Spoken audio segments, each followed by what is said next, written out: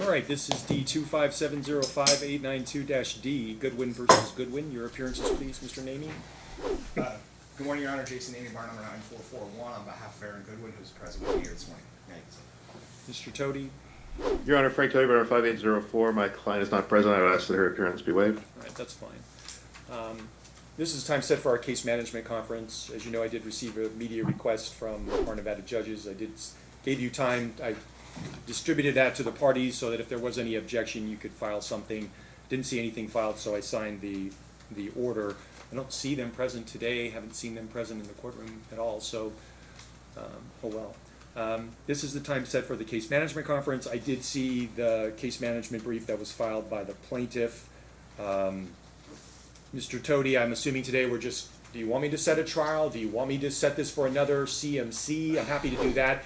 Mr. Naimi, so you know, right now I'm setting trials in January. Okay.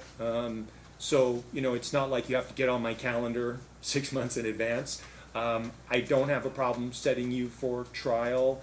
I thought maybe your deadlines were a little, not aggressive, but maybe I was concerned that they may be a little unrealistic as far as getting the case That's fair.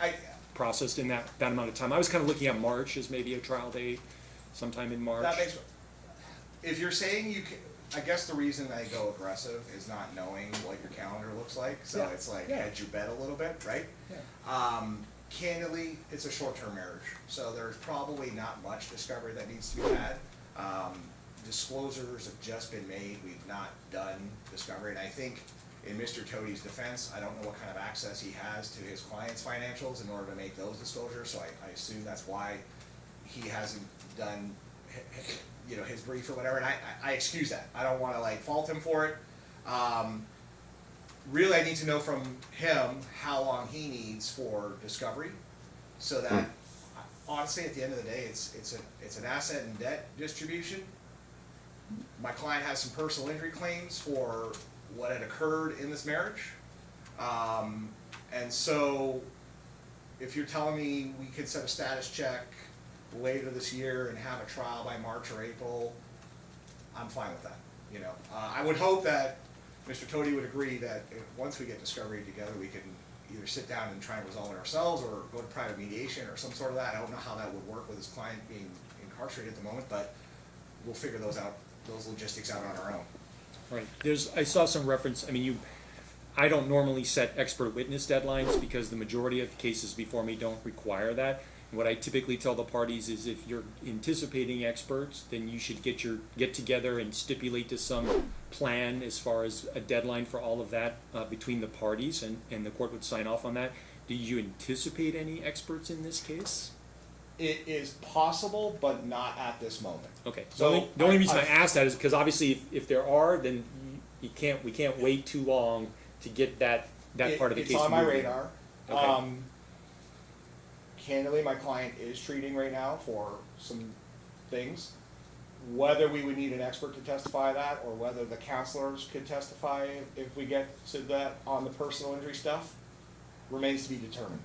So, but I don't think we're gonna need, I doubt we'll need financial experts. Excuse me, Your Honor. Oh, you're fine. No. The possibility of a financial expert remains to be seen based off of what they disclose in her financials.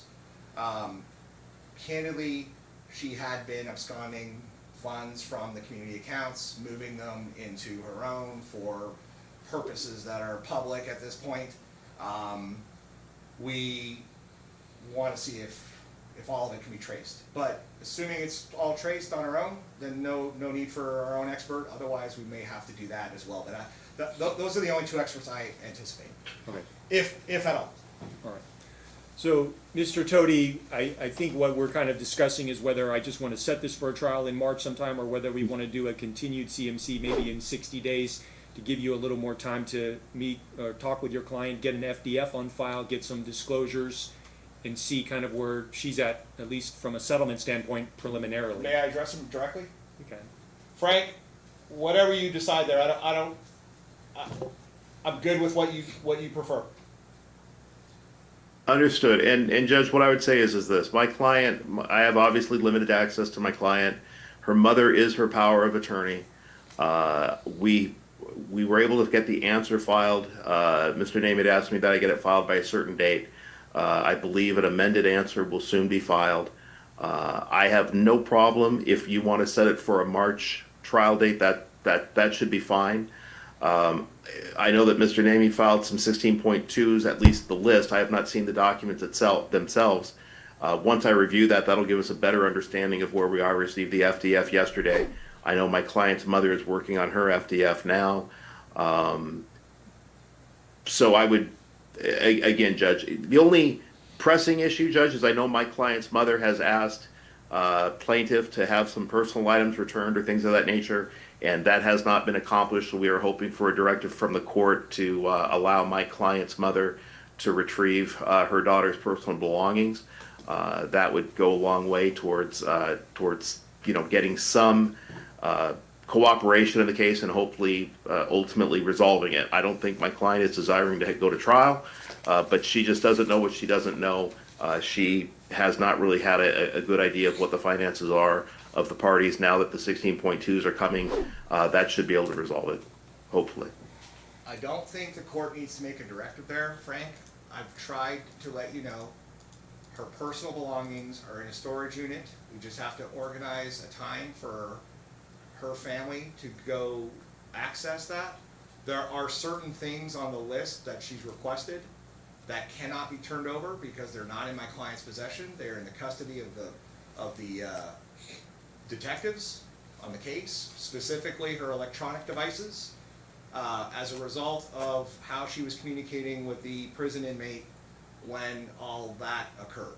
So to the extent that my client has some of the personal belongings, they're in a storage unit that we're happy to turn over. But the things that can't be turned over are not because he's unwilling to, it's because they're in the possession of the authorities.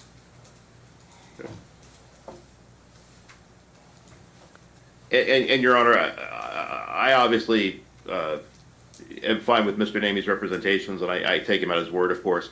As long as we have the ability to get all items in plaintiff's possession back to my client, that'll be fine. Yeah. And I'm sure Mr. Naimi understands. I mean, that would be the court's prerogative. Yeah. I think what I'm going to do is this. I'm going to set it for a trial. I'm going to set it for the full day, March 30th. I'm looking at. It's a Monday. My full days are. May I check my calendar? You can. Frank, does March 30th work for you? It does. I am good as well. Okay, so we'll do March 30th. It's 9 a.m. Trial will be timed, so you'll have 3 hours each to present the case. Calendar call will be March 17th at 11 a.m. Court will issue a scheduling order to that effect. The scheduling order will give you a due date for the pretrial memo and a 30-day discovery deadline or discovery cutoff prior to trial. As I said, Mr. Naimi, you're welcome to circulate to Mr. Toti a stip as far as any other deadlines that you guys want to abide by, but I don't normally set those in cases. And then I'm thinking that maybe I'll do a status check with you all on January 15th at 10 a.m. Just to kind of see where you're at. 10 a.m.? Yes. Just to kind of. May we appear by video for that one? Yes, video is fine.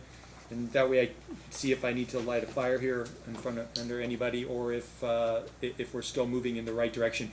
If you're moving in the right direction and you don't feel you need the court's intervention at that point, just stip to vacate it. Does that make sense? My only question with regard to stip to experts, and again, I'm not anticipating, but in the event where, and I don't even anticipate that I would be at an impasse with Mr. Toti. We've had a history of working well with one another, but the what if, right?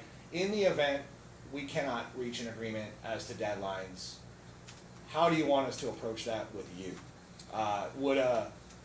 Could we simply just contact the court and ask you to issue? You could submit two competing stips or two competing orders. Does that make sense? Yeah. And I can compare them. You could put in a stip and order plaintiff's preference, blank defendant's preference, right? I mean, you probably just need a deadline for experts. Is probably all you need. And my guess would be, if you were doing that sometime in January, that gives you enough time on the back end here to take depositions or to get a rebuttal expert if one was needed. Does that make sense? Yes. No, and again, I certainly don't anticipate it. You know, Frank's great to work with. I just wanted to, the what if, so that we're not wasting the court's time. Okay. And then, I do believe that once I issue a scheduling order, then this is a bench trial. Is that your court client's preference? At this moment, yes. Okay, because I believe once the scheduling order is issued, that's only- the deadline. My for- only reservation is, in the event he files an amended answer and counterclaim, that could affect And I the think scheduling order. I think there might be, I think under the rule there is There leave is. for good cause, and that could possibly, but at this point, the court's anticipating this is a bench trial, so, okay, all right. No orders needed from today. The court will issue its scheduling order, and I'll see you in January if that stays on calendar. Thank you, Your All Honor. right, thank you, Mr. Naimi. Thank you, Thanks, Mr. Frank. Toti.